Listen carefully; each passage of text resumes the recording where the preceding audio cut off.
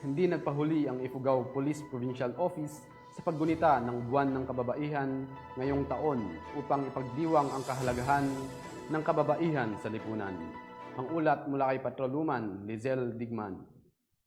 Masaya ang pagdiriwang ng Women's Month ng Ifugao Police Provincial Office na ginanap sa Camp Colonel Joaquin P. Donuan, Poblacion North, Lagaw, Ifugao nito lamang ika-7 ng Marso 2024.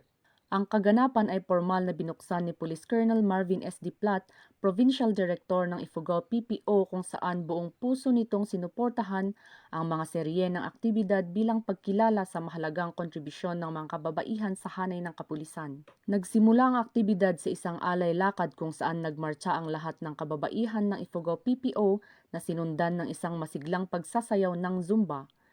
Bukod pa rito, nagsagawa rin ng isang mainit na volleyball friendship game na nilahukan ng iba pang mga kababaihan mula sa mga municipal police stations kung saan nagwagi ang Team PHQ sa best of 3 wins.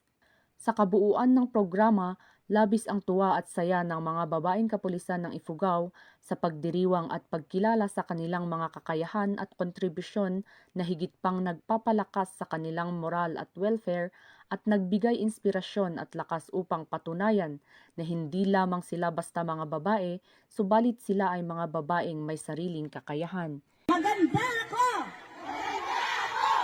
Matalino ako!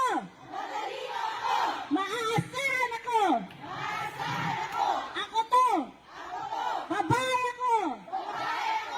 Ito ay nagpapatunay na kaisa ang pambansang pulisya sa pagkilala sa sektor ng kababaihan at ang kanilang mahalagang kontribusyon sa pag-unlad ng bagong Pilipinas. Mula dito sa La Trinidad, Benguet, ako ang inyong PNN correspondent, Patrolwoman Digman, alagad ng batas, tagataguyod ng Balitang Pulis.